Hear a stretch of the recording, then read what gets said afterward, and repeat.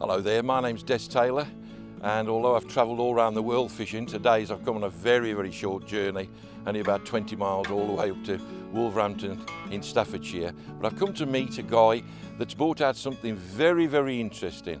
I saw it in the press, and then eventually the chap sent me one down. I saw it and I thought, I've got to meet up with the chap, and he promises me to catch a lot of fish. I can't wait to see it. The thing with this float is you can feed and fish any bait and you can cast it as far as you want. So it's not just a method for close in, like, you know what I mean, you can cast this maybe 40 yards, 50 yards with a normal waggler rod.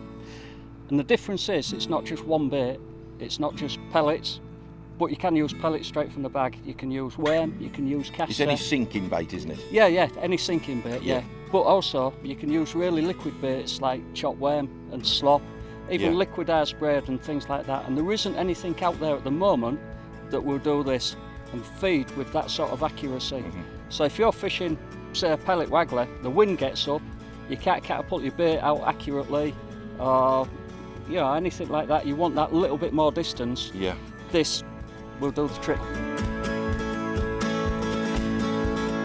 What shocked me about the float, it was so sensitive, you know, the intricate little bites. He was picking up fish 2 and 3 and 4 ounces, and then took better fish, and then he was starting to catch carp as well. So, you know, it proved to me that this float can catch all manners of fish.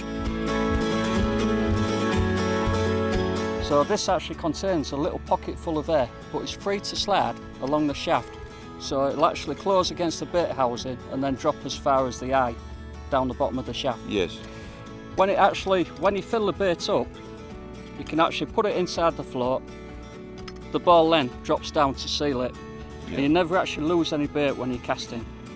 Then, when it actually lands in the water, what happens is the air that's actually contained within the pocket, after a while, bubbles out, gets replaced by the water. It changes its density, and then it drops down the shaft. Lets it down. Yeah, that's right. That's fantastic.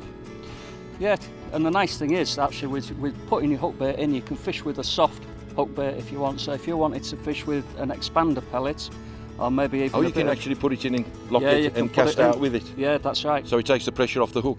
So it takes the pressure of the hook, like, and it's also handy if you're fishing up to features as well, so you're not leaving a trailing hook there to catch up on reeds and things like that.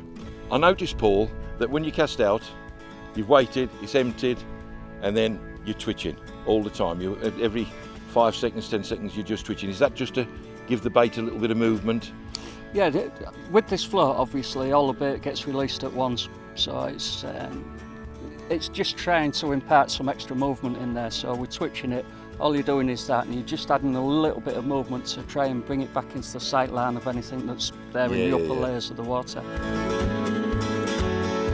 Well, what a great day's fishing that was. You know, when I first turned up, I was a bit apprehensive to how the float would perform, but we've caught small fish right the way up to decent carp, probably 5 or 6 pound. Lovely fish, lovely fishing, and really worth having a look at this float. Certainly, when I go on a still water, especially when the fish are up in the water, I'll definitely have one of these floats in my bag.